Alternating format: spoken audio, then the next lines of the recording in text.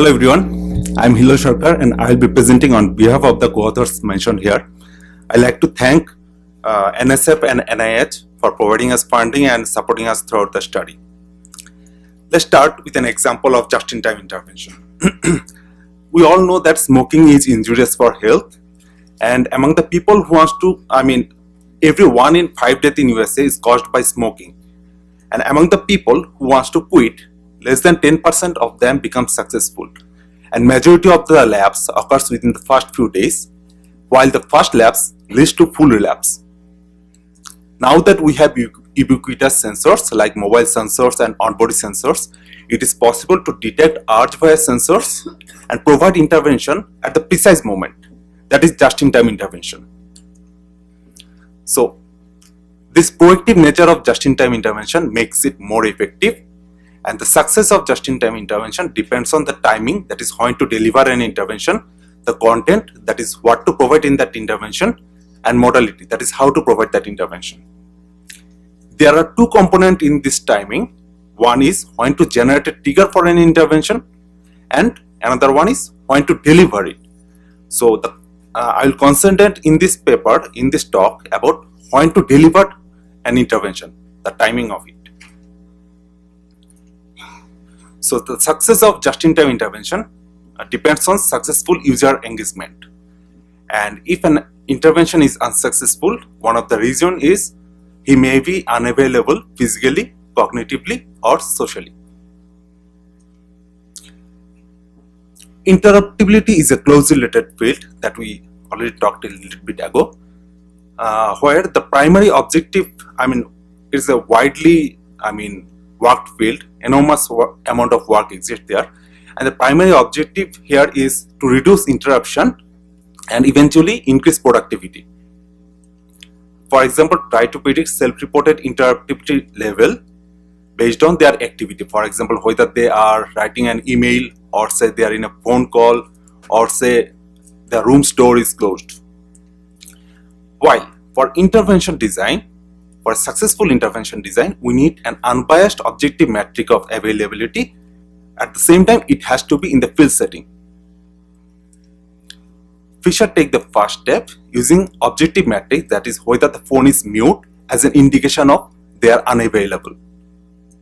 Popping the text one step further by detecting availability for a periodic short task and with a model performance of around 0.17.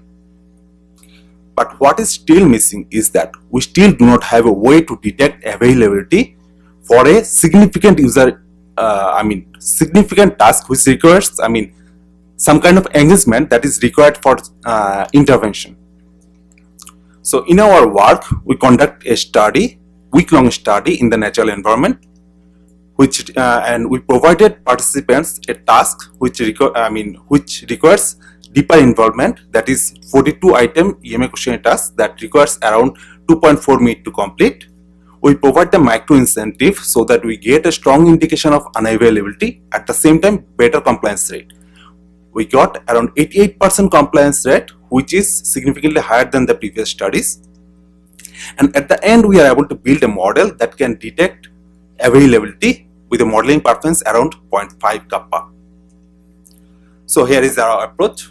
Our participant wear chest band sensors around their chest, which collects respiration data, 2 electrode collecting ECG data, and a mode that has 3-axis accelerometer on it, and it also captures this respiration data and ECG data and transmit those data, those physiological data, to the phone. The phone captures this data, logs it, and also phone logs its phone sensors like GPS and accelerometer, and all those information are logged over phone. And phone has another job to do, that is, it provides around 13 times a day. It provides an EMA questionnaire prompt, which has around 42 EMA questionnaire EMA items.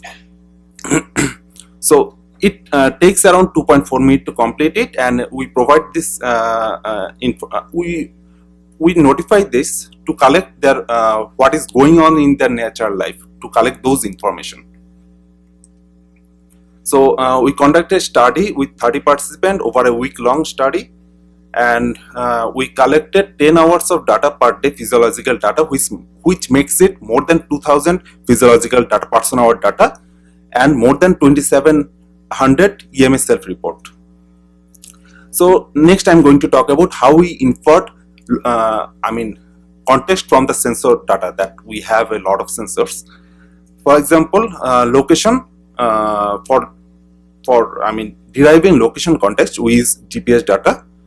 Here is a trace of one participant one day, GPS trace, and we made a spatio-temporal cluster, and we need to mark them as semantic location. We applied Groom's approach, existing approach, and we find the demographic, temporal, and business features for those clusters, and eventually we marks those clusters semantically. For example, home, work, store, restaurant, and other, at an accuracy of around 86%. Next, we divide those contexts into much deeper level, much detailed level. For example, for home, we divide it into indoor home or outdoor home or backyard, or say for work, we divide it into indoor work or outdoor work, and so on. So these are detailed level location. So next, from chest accelerometer, we detected whether the person has some physical activity or not, what is their physical context. And from ECG and respiration, we detected what is their physiological context, that is whether they are stressed or not. And there are some context like social context, mental state, or fatigue, which we are not able to infer from sensors because of the limitation of the sensors that our participants are wearing. So we inferred them from their EMS self-report. So now that I talked with how we inferred different context, next I'm going to talk about what is our metric of availability. So we define availability as a state of individual while he or she is capable to be engaged for a significant task and for an unplanned incoming activity. And if he is unavailable, he can skip that EMA task, mentioning that he is unavailable. In addition, we consider two metrics of availability. One is completion time. So it can, if someone is in a hurry, maybe he is completing it, quickly. Does this mean that he complete without care? But we observed that this is not the case. So we did not further investigate this completion time metric. Next is response delay. So how long does it take to answer the first item of the EMA questionnaire task? If someone's response delay is higher, that means they are less likely they are available. So we need a threshold of response delay above which we will mark that participant as unavailable. Here in x-axis is response delay and y-axis is the density, and here we can see the distribution of response delay, and it fits with gamma distribution, and for a probability of 0.95 we get a response delay of 2 minutes. So if a person makes a delay of more than 2 minutes, we mark that person is unavailable. So next we need to construct the training data set. And we for that we consider two data set. One is representative data set, one is democratic data set. So given that the definition of unavailable, say in this case, here in x-axis is participant ID, y-axis is the contribution to the data set. Say in this figure, the first participant, if he is unavailable in 15 instances, we mark the 15 quickest responded EMS mark them as they are available. And by this way we are able to construct around 340 samples with 170 samples of each available and unavailable class balanced. And we call this representative data set because it gives more weight to those participants who sometimes forego micro incentive because they are unavailable, by marking that by delaying it or delaying it above a grace period. So and in this figure we also observe that there is wide variation across different participants in terms of sample count, and at the end you can see that there are 3 participants who have no sample in this representative data set because they are never unavailable. So hence we create democratic data set, providing each participant equal weight, and we took 6 quickest as available and 6 slowest as unavailable, which makes it around similar 360 samples across all participants. So now that we have real participant context in their real life, and we have a definition of marking of available and unavailable classes, next I am going to talk about what are the key observations. For example, here you can see that in x-axis is the context information and y-axis is the probability of availability. So here we can see that when someone is outside of home or work, they are more likely they are available, while they are at work they are less likely available. Now if we take into consider the physical activity in those contexts, we can see that if somebody is walking outside, they are more likely available, because we argue that walking outside is a transitioning state in our daily life, so more likely they are available. But in contrary, if someone is at work, they are even less available, because maybe they are at workplace and they are moving from desk to desk, so less likely they are available. So in a positive mental state, like they are happy, they are more likely available, and the negative mental state, like they are stressed, they are less likely available. In a transitioning state, like they just arrived at home, they are more likely available, and say again not available when they are just arrived at work. So these are some interesting observations, but we would like to build a model that can detect availability based on this context information. So for that we need to do feature selection. So here is the list of total 99 features that we computed, and among those 99 features, 68 comes from the sensor inference and 31 comes from their EMA self-report, and we have around 340 data points. So if we keep those 99 features, this will overfit the model. So we did feature selection and we reduced the number of features down to 30. So here is the list of those 30 features, and they are ordered according to their information gain.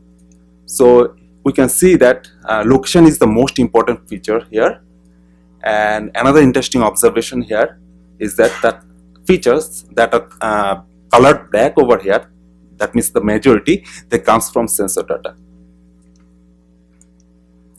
So we built a model, SVM based model, and for representative data set we get an accuracy of around 75%. For democratic data set, accuracy is around 70% over a base accuracy of 50%, and for leave one subject out we get an accuracy of around 77% across both data sets. So there are some limitation of our work which may lead to future work. For example, we detected their mental health and fatigue from their EMA self-report, but that we did not able to compute it from the sensor. But to deploy our model, we need to compute them from the sensor, or more specifically from mobile sensors. There are some additional sensors like proximity sensors or say acoustic sensors. If we capture those sensors, maybe the accuracy will increase, but we did not. It can be a for future work, and we provide micro incentive to increase the compliance rate. But it is still not clear that how well it captures the motivation that is required for an intervention. And one interesting thing is our model can inform about whether an intervention should be active or passive. Say, for example, if a person is driving and he is stressed, so he needs a stress intervention. So as he is driving, our model will say that he is not available. So can we provide intervention at that time? So according to our model, as he is not actively available for that intervention, they can, system can provide passive interventions.